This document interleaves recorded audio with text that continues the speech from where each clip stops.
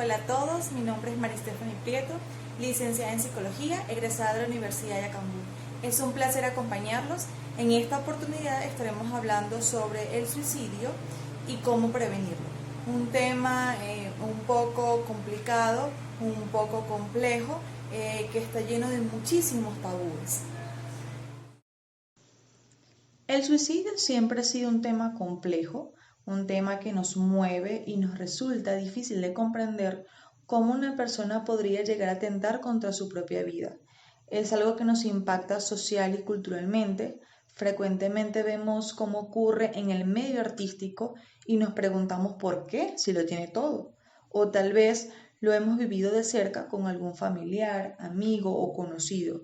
Es realmente algo que nos afecta y modifica nuestra vida para siempre, ya sea que la persona haya muerto o continúe con vida. La conducta suicida incluye el suicidio consumado, el intento de suicidio y la autoagresión no suicida. ¿Qué entendemos por autoagresión no suicida? Es ese acto autolesivo, pero sin intención de provocarnos la muerte. Entre estos actos podríamos observar infligirse rasguños en los brazos, quemarse uno mismo con cigarrillo o incluso ingerir una sobredosis de vitaminas. Puede ser una manera de reducir la tensión emocional o la petición de ayuda de las personas que aún desean vivir. Estos actos no debemos tomarlos a la ligera. Es un problema de salud muy frecuente. Ocurre en hombres y mujeres de todas las edades, etnias, credos, niveles educativos y orientaciones sexuales. Otro punto muy importante sobre el suicidio es el suicidio infantil. Se preguntarán, ¿es esto posible? Desafortunadamente sí. Hablar de suicidio infantil tiene sus dificultades, ya que solo pensamos que la idea de suicidio ocurre en adultos. Es muy importante abordar sobre este tema, aún más en tiempos de bullying, donde la intolerancia y el desprecio por estatus sociales es cada vez más frecuente. No debe ser visto como un tabú, incluso siendo un tema tan complejo. Debe ser discutido porque nuestros niños necesitan aprender desde muy temprano a lidiar con sus emociones y frustraciones. No debe entenderse como deseos de morir, pero sí con deseos de terminar ese sufrimiento. A nivel mundial, hay en promedio casi 3.000 personas que ponen fin a su vida cada día y al menos 20 lo intentan por cada una que lo consigue. Las personas que se quitan la vida lo hacen porque sienten incapacidad y no encuentran alternativas para superar esta situación. Hay personas que solo pasan un susto, una mala noche en el hospital y pueden presentar daños físicos leves como cortes superficiales y moretones, pero hay otras que pueden llegar a tener consecuencias graves, discapacidades e incluso daños orgánicos. Para nadie es un secreto la crisis mundial que vivimos hoy en día en Venezuela. Mientras unos deciden huir de esta grave situación emigrando, otros se suicidan. Venezuela ocupa el primer lugar en estadísticas de suicidio en América Latina. La principal emoción que vemos reflejada en los venezolanos es la tristeza, la desesperanza y la depresión. El deterioro de la calidad de vida y la falta de trabajo generan incertidumbre y desesperanzas que no contribuyen a la salud social ni mental. Esta combinación de tristeza más las crisis económicas provocan la migración o el suicidio. Venezuela en los últimos años, entre el 2015 y el 2018, alcanzó tasas de 155%, siendo las más altas en los últimos 80 años de nuestro país. Ahora bien, ante la crisis mundial que vivimos por la pandemia, el coronavirus está afectando la salud mental de muchas personas, llegando a fomentar los factores de riesgo y así a tomar esta terrible decisión. Es por esto que hago un llamado a todas las personas a hablar de este tema de manera abierta y responsable, a permanecer en contacto durante todo este tiempo de distanciamiento físico y de conocer las señales de alarma para así poder prevenirlo. Hoy en día vemos un aumento de la angustia, la ansiedad y la depresión, principalmente en los trabajadores de la salud, ya que ellos presentan el miedo a enfermarse y así poder contagiar a sus familiares. Esto juega un rol muy importante en su salud mental. Sumado a esto, las pérdidas de empleo, la falta de dinero, de medicinas, los gastos del hogar, el aislamiento de nuestros familiares e incluso las noticias tan alarmantes sobre este virus. Ha causado estragos en nuestra salud mental y ha sido un detonante para el aumento del suicidio y sus intentos. La Organización Mundial de la Salud advierte que la próxima epidemia no será un virus, sino una enfermedad mental, la cual han descrito como la depresión.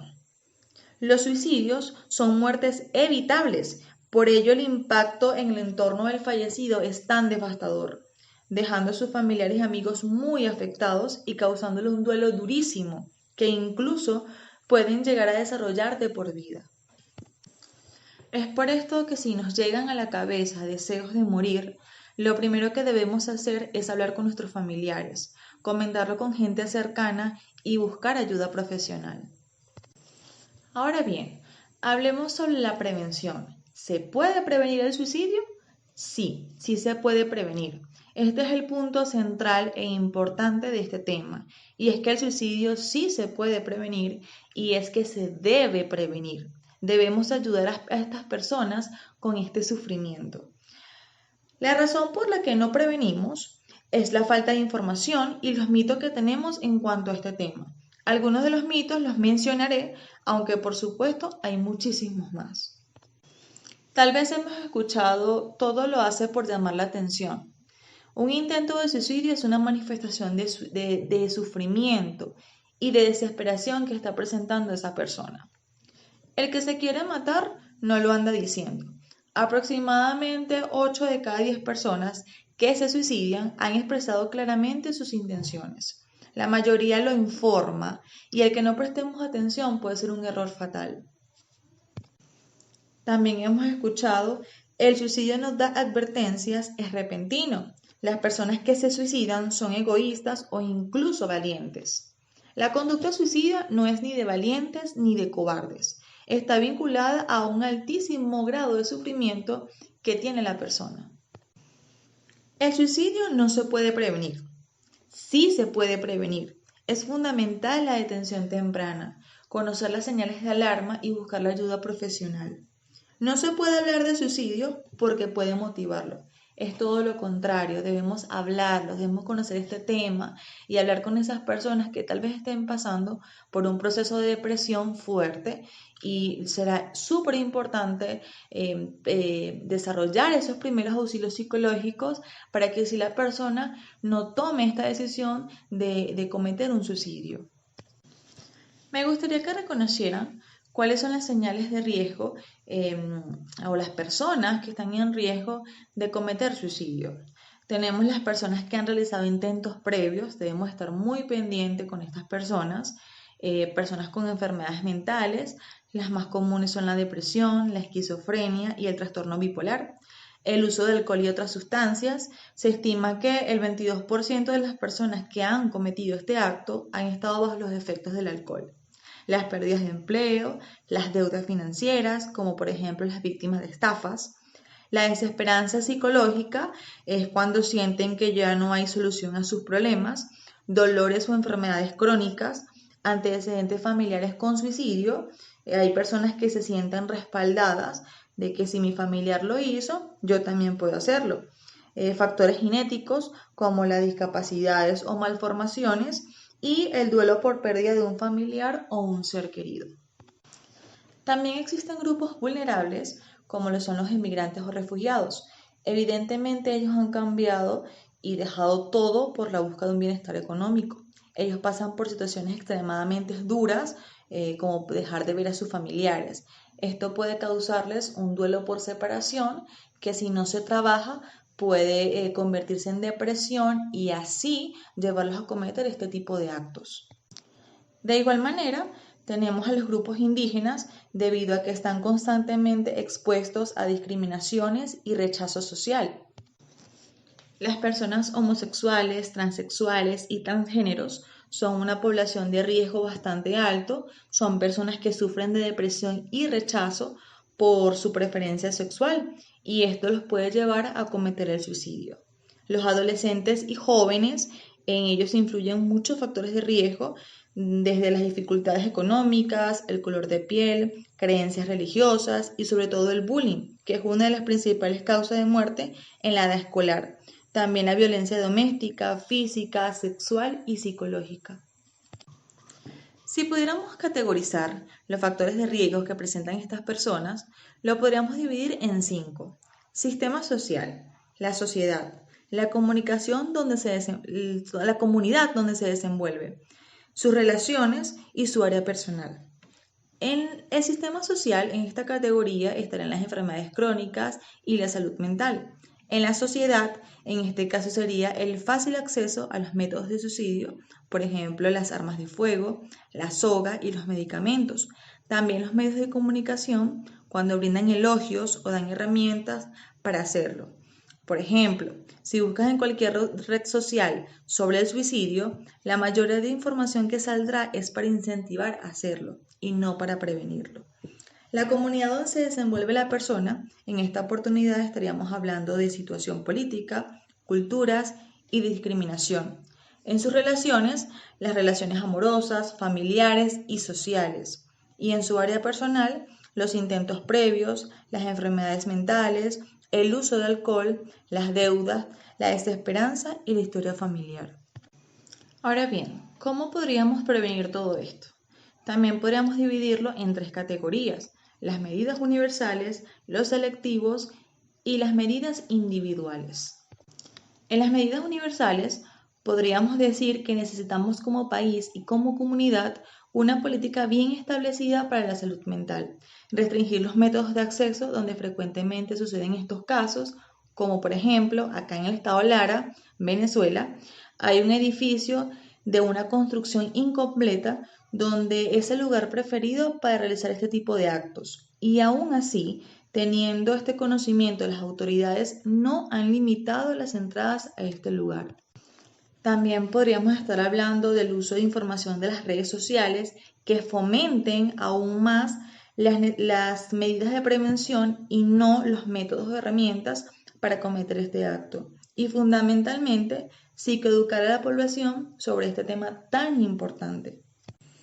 En los selectivos, estas medidas serían para un grupo previamente seleccionados, creando estrategias para poder lograr parar esta idea de suicidio.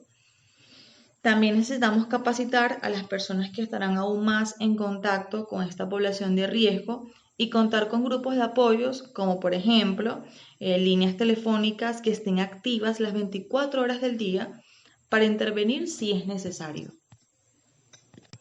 Y como medidas individuales, necesitamos realizar seguimiento a pacientes que ya han intentado realizar este acto. Necesitamos reconocer las señales de alarma para así poder prevenir lo que es el suicidio. Bien, hablemos un poco sobre los principales métodos que las personas utilizan para suicidarse. En primer lugar, tenemos el consumo de plaguicidas. Aproximadamente un 30% de las personas a nivel mundial se matan con esta sustancia. Generalmente lo hacen campesinos y agricultores, que son los que tienen más fácil acceso a este tipo de sustancias.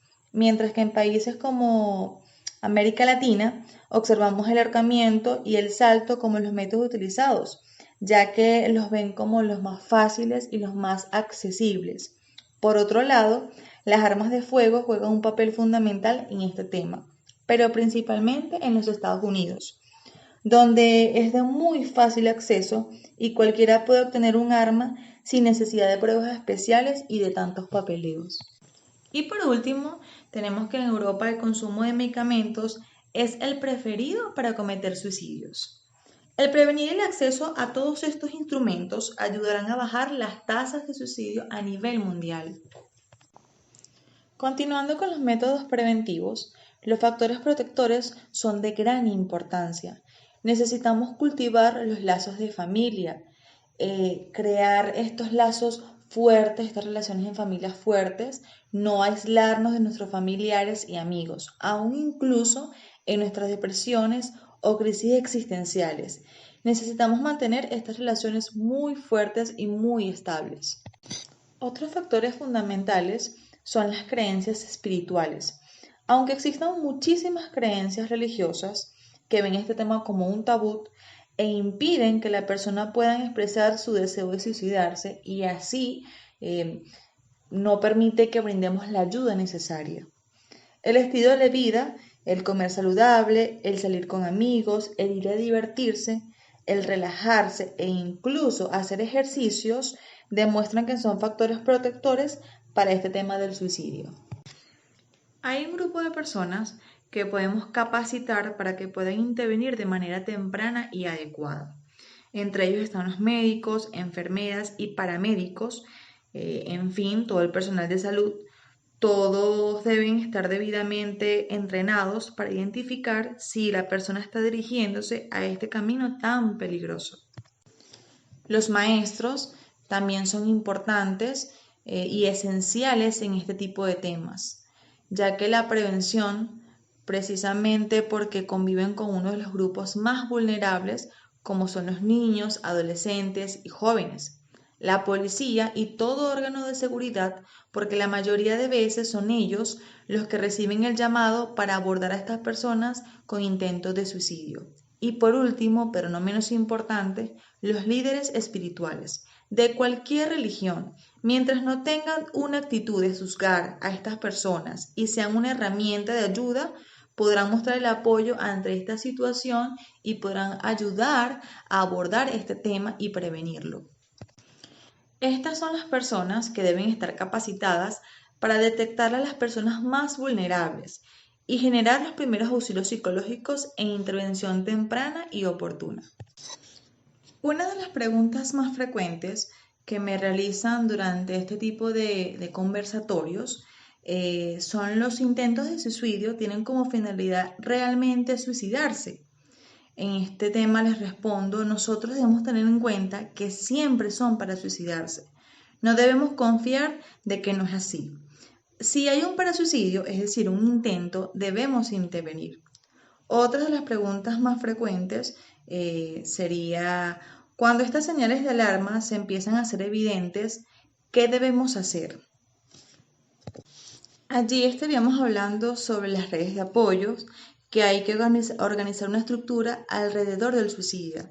Si es que nosotros nos damos cuenta de este riesgo, hay que alertar a la familia. En adolescentes, por ejemplo, les cuentan a sus amigos que se está cortando los brazos o piernas. Nunca sé qué tan hondo me corto.